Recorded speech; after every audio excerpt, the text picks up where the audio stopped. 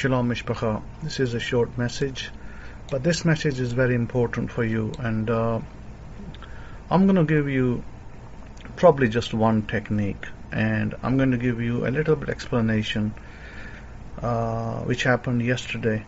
As I was looking at the book of Genesis in the Torah, I was studying Abraham a little bit, and I came across a passage that I just wanted to look at and get some understanding on it, because it just didn't make sense from my normal reading of the Bible, of what actually he was talking of. What it was being said is not what was being conveyed. In other words, the text, if I open up the King James Version, give me a moment and I can tell you what I'm looking at.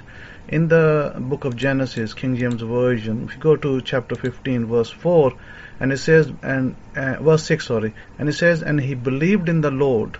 Who is the he? Obviously it's Abraham.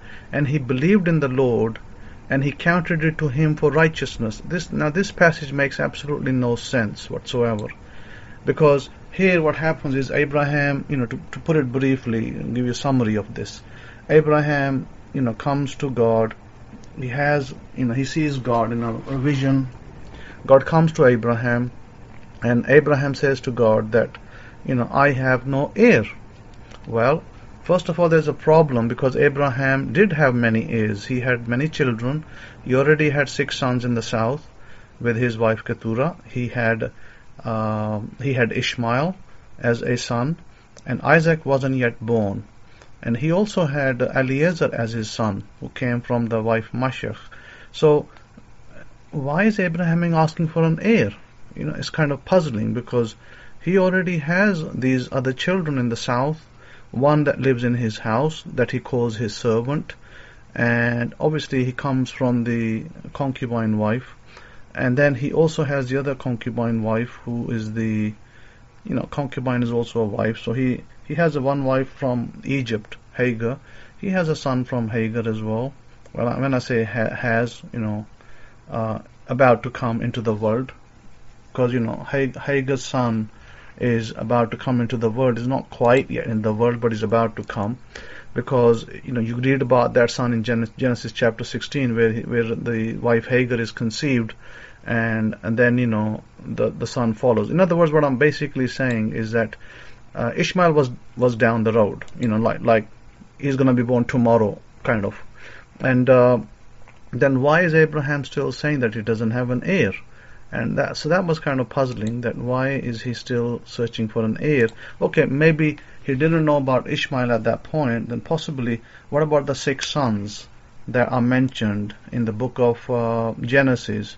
And we look at Genesis 25, verse 2, and it gives the names, or verse 2 gives the names of the 6 sons: Zimran, Yokshan, Medan, Midian, Ishwak, and Shua. So these are the 6 sons that are mentioned, and the translation, unfortunately, is not very accurate in 25:1 of Genesis. It's a very mistranslation, where it says he took a wife. He did not take a wife. For your information, Keturah was the first wife of Abraham. Actually, Sarah was the 3rd wife. So, having said that, why is he asking for a son, an heir? He already has 6 heirs in the south. Of course, this is a north-south divide. I talk about it in my books. In my book, especially, I think, Beit Yehoshua, where I speak about it, where the ancient patriarchs had wives, more than one wife, and they kept one wife in the south, one in the north.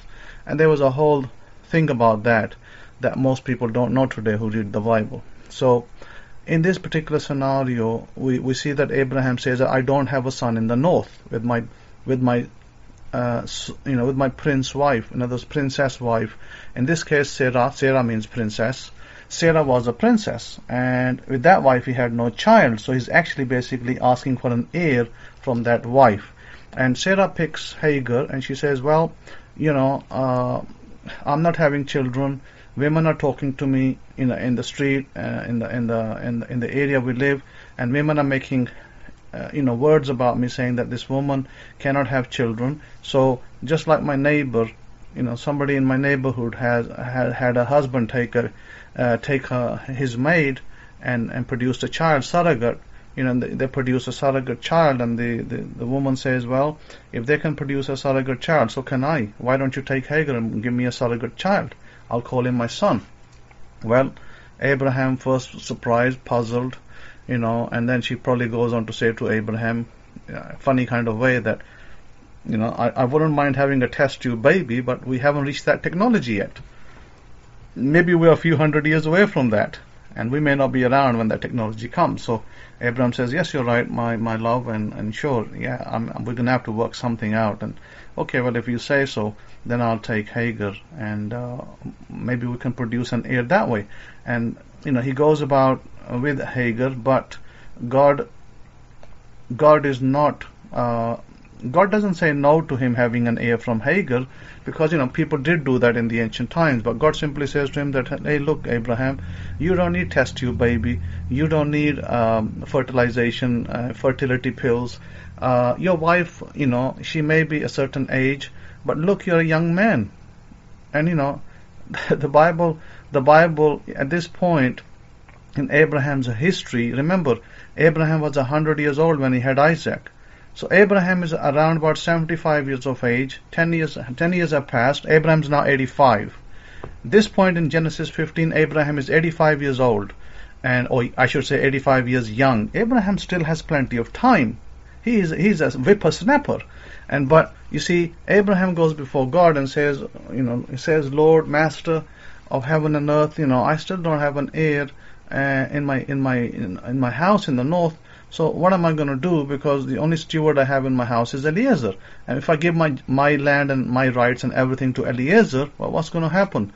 He may just, destroy it, basically, because he doesn't have the same vision as I do. So, so God turns up to Abraham and says, Abraham, look outside. He says, look up in the sky, Abraham. And Abraham looks in the sky, and God says, what do you see? And Abraham says, I see lots of stars. And he says, well, there you have it, Abraham. Your children are going to be as numerous as the stars of the heaven. Do you believe that? And Abraham says, yes, I do believe that, but I'm having a little hard time, understanding it. And then it says in verse 4 of Genesis 15, it says that, and then the word of the Lord, the Var Elohim, the Va Yud-He-Vahe, came unto him, saying, this shall not be your heir. In other words, your mistress's son, your maid son, or your wife that you've taken now, Hagar, her son will not be the heir, but the heir will come from your own wife. Yeah, your wife that's supposed to be without children and can't have babies because the neighbor said she can't have it, and somebody else said she can't have it, and a whole host of other people said she can't have it. So it became a mantra for her. It became a mantra for Sarah, saying, I can't have a child, I can't have a child, I can't have a child. Jones are saying it. The Peters are saying it, the Davids are saying it, everybody is saying it. So it became a mantra, it became an affirmation, and she cemented that reality for herself. She became what she didn't want it to be, a woman who couldn't give birth. And God says, hey, look, we're going to reverse that. We're reversing that situation. Sarah's going to have a son. And so Sarah, we were told in one particular chapter that Sarah laughed. And God says, why is she laughing? And Abraham says, no, it's okay. She's just kind of curious. And God says, it will happen, what I said. It will come to pass. So at this point, Abraham's 85. It's a whippersnapper. He's not an old man, but the Bible describes him without age at this point. It doesn't mention his age, but it does say that in the next chapter it gives you his age, that Abraham was 86 years old. So 85, he's still got 85, he's still going to live for another 85 years. He's a whippersnapper. He's only reached mid-age. He's reached mid-age. What today you call 50 mid-age, he's only reached mid-age. And Abraham is a young man, 50 even today is not old. If you really look after yourself today, you could be a whippersnapper at 50. So he's in his mid-age, he's got lots of time to go, and God tells him, hey, don't worry about it. You've got plenty of time. And he says, look towards the stars of the heaven, and you're going to produce a beautiful son. And it says, Abraham believed in the Lord, and he counted it to him for righteousness. Now the problem is that, what does it actually mean, believed in the Lord? What, didn't Abraham believe in the Lord before? Well, Abraham left his country birth country of Turkey. Then he entered into Iraq, from Iraq to Israel. So he left his birth country. He only left his birth country, his inheritance with his dad, his father, because he believed in God that time when he believed in God, by the way, that was 10 years ago. He was 75. So when he was 75, he believed in God. He was a whippersnapper then as well. So 10 years later, he still believes in God, but he hasn't given up his belief like some of the people out there, who were with me for 2 years, and after 2 years they disappeared and I never hear from them. Where you gone? Oh, I don't know. I'm out there somewhere, walking around with whatever. And so my point is that Abraham was still, after 10 years, still in faith, still believing in God. So why is the scripture telling us he believed in God? Well, he already believes in God. And you hear this from a lot of Christians. They say, oh, don't say Amen. Don't say Amen. It's some very right-wing Christians will say, don't say Amen. It's the word of it's the name of not Christians, I would say so-called Israelites. So-called Israelites out there, the black Israelite movement, which is very perverse. They will say things like, don't say Amen, because it's the name of a foreign deity. And that's the deity that ancient people worship. Nothing could be further from the truth. Because you know what the Bible says in the Hebrew? Actually, it says Ve ha-amin. Exactly in the Hebrew it says Ve ha-amin. Well, if it's the name of a deity, then what the heck is the Bible using that word for? Does that show you now how ignorant some of these so-called black Israelite movement is, and why they're listed on the FBI hit list? Just think about it. How they're misleading people. So it says in the Hebrew, Ve ha-amin, Ve yudhe wahi. And then, I was searching for this Hebrew Bible online. I was kind of finding the Bibles at different places, but I found that the next word in many Bibles out there, for some reason they were transliterating it wrong. And I was like, why are these Christian Bibles translations wrong about the transliteration of this word? The word was mistranslated in many Bibles. And I was like, I don't know why these guys are getting it wrong. Obviously, they probably know that majority of the world, 99% of the world, don't speak Hebrew. They won't know the difference, right or wrong. But when I was reading the Hebrew, I was like, this word is spelled wrong. Why is it spelled wrong? Well, of course, there's no answer to that. Why? The only answer would be that they don't know how to transliterate the Hebrew. So, where Yakshava was many places transliterated as something completely different as a word, but that mattered to me because I understood that this word had a particular meaning, and I wanted the translation to be correct, so I could attribute the particular meaning to it. Where Yakshava in this particular instant did not mean what it told you in the KJV. In the KJV, it basically said it was counted to him. Counted. It used the word counted in the KJV Bible, King James Version. It says that in verse 6, and he counted it. Basically, that's the meaning. Counted is the meaning taken from Hakshava, but that's not the meaning. So yesterday I sat, I wanted to change the whole verse. I wanted to change it. I went about changing the whole verse. I made a new copy of. I had to change about 6 documents in the Hidden Truths of Break Scrolls, Abrahamic-Faith Bible, and a couple of other documents, and I had to then upload it to the new version.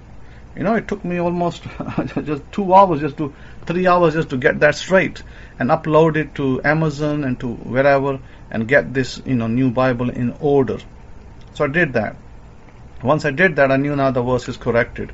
But that's a major change I made in the verse to what it should have said, not what it is saying, because it said something amazing that was only can be taken from the Hebrew, not from the English or any other translation. So the word doesn't mean count, by the way. It doesn't mean count, and it actually meant conceived. Abraham conceived. Well, how did Abraham conceive? That was my next question that I was going to put an answer to. So Abraham conceived. Now you think about it. When you have a desire, when you want to bring that desire forth, you have to conceive it. Like you have to impregnate yourself. So Abraham impregnated his mind with the desire, and God told him to do that. God told him to impregnate yourself, impregnate your mind. This is what you're going to get. And Abraham was like, wow, I didn't know that, Master. I didn't know that, Lord. I didn't know that I needed to do it this way. And God told him, no, you need to do it this way. And then God mentioned something else, which the word is translated in your Bibles as righteousness, is not the word righteousness. Yes, it can be in some instances righteousness, but it is not. The word in the Hebrew language, you'll be kind of surprised to know, the word in the Hebrew language there that is used is the word sadaqah. Well, sadaqah in this instance does not mean righteousness. So what does it mean? It means exactly what it says, sadaqah. What is sadaqah? Sadaqah is when you give something, when you give a portion of money, or when you receive a portion of money. So, you can call it a charitable offering, you can call it giving, and you can call it receiving. And it says Abraham did this. He did this. So, in other words, he would be receiving and he would be giving. He would be doing both. How would he receive? People will come and give him gifts. How would he give? Well, he opened his doors to everybody. He said, everyone can come and eat with me.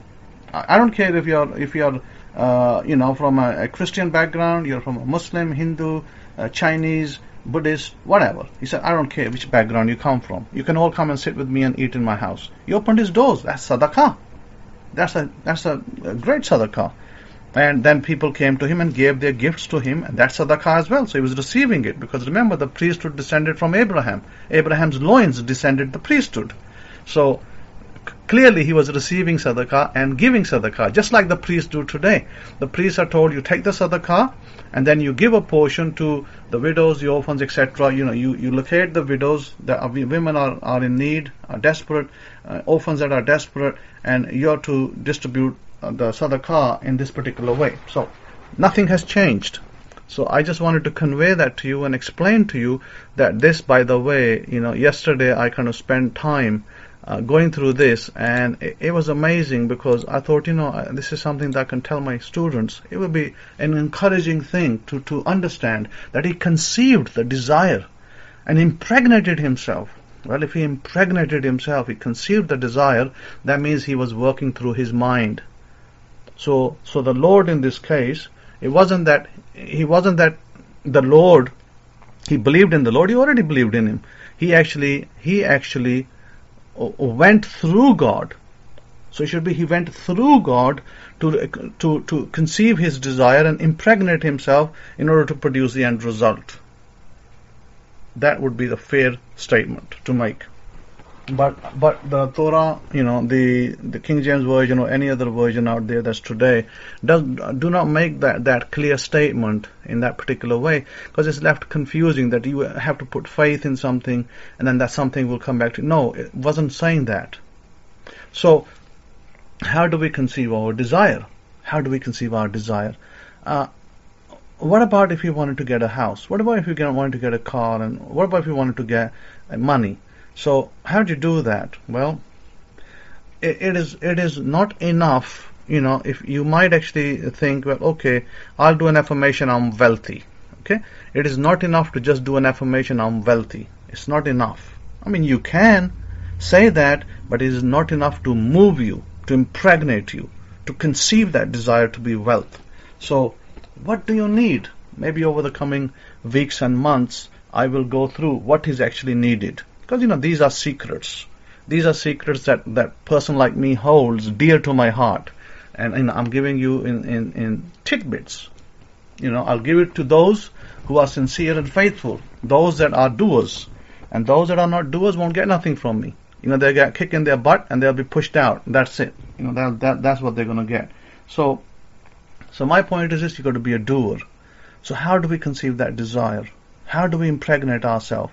Well, let me remind you to go back to the Bugs Bunny cartoon when you were young. Maybe you still see them today, Daffy Duck, Bugs Bunny. And today, things have moved on to these, these new cartoons are kind of different from when we were young. We used to watch Bugs Bunny and Daffy Duck. But nowadays, it's the robots and it's Transformers and all sorts of other cartoons that are appeared on our screens. But I mean, I haven't, I don't sit in front of TV and watch cartoons today, not those ones anyway. They're not really my favorite in any particular order. But I still like, if I saw Bugs Bunny or Daffy Duck or Pee Pee, that little, thing that, that goes real fast, and the wolf is trying to capture it and he can't. And I kind of still like those old cartoons. You could find them on YouTube. But the thing is that what do you remember about the cartoon? It's the funny scene. You remember the funny scene the most.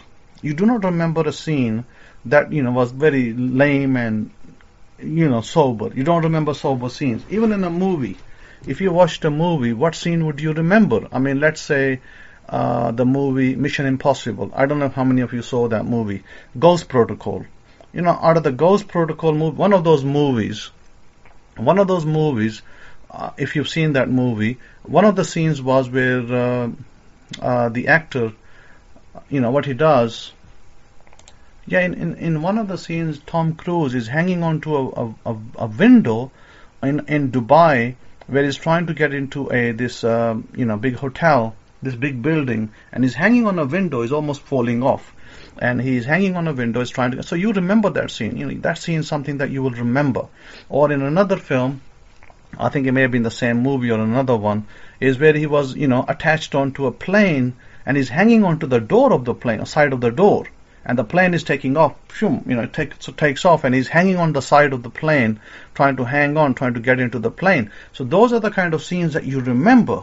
They're like etched in your mind when you go to a cinema. Or if you watch the movie on your home TV, or maybe your computer screens. I'm more or less see it on my computer screen if I needed to, but I don't go. I'm not over here. I don't go cinemas either.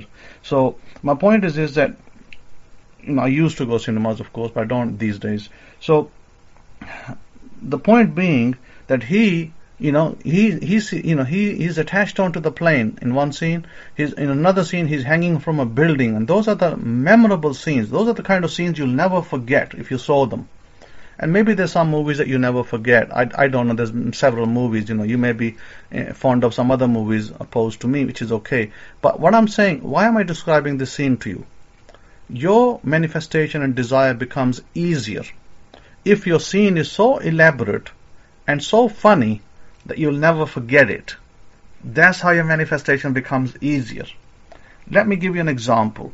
If Abraham just saw his wife pregnant and giving a child birth, that wouldn't be something he would remember. It's not an exaggerated scene. He needs to exaggerate the scene. So how would Abraham see? Well, the way he would see it, the way I would, I'm just going to describe something, I'm going to exaggerate it, and I'm going to say like this, that Abraham's wife is on top of a palm tree, and she's holding a child. This is Isaac, by the way. Isaac is born, she's on top of a palm tree, and she's holding a child. And she shouts out to Abraham, Abraham, honey, darling. And Abraham looks up, and he's like, I've got Isaac over here, he climbed this tree, and I came after him to pull him down. And, because Isaac is not baby, he's like, a few years old. She's climbing that tree, and she's up there, and Abraham's saying, what are you doing up there, honey? Come down, bring this child down. He's such a naughty boy. And so, he sees his son up there on the tree, and the mom's gone after him. That scene you'll never forget. That's how elaborate your scenes need to be, that you describe what you desire. If your scenes are not elaborate, they won't entice a response from your internal system. In other words, it'll make it harder to manifest. If you want easier manifestation, describe an exaggerated scene. That's the secret, by the way. That's a great secret. And don't make it as exaggerate as possible. For instance, if you saw yourself on an elephant doing something, exaggerated sense, that is a better scene to capture than you see yourself on the ground doing something. So exaggerate your imaginative act. Exaggerate it.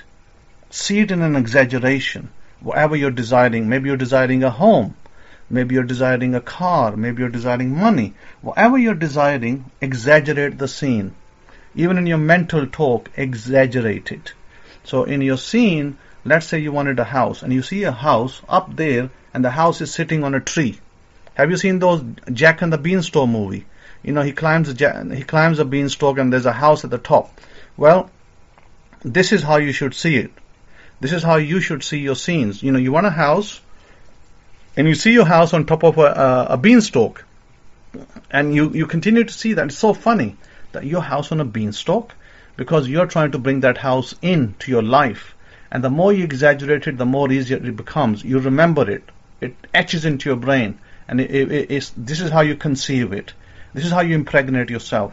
And once you impregnated yourself correctly, you're gonna have your desire quickly. Okay? So I'm gonna stop it here. I think I've gone long enough. Have a wonderful day. Todah. Shalom, shalom.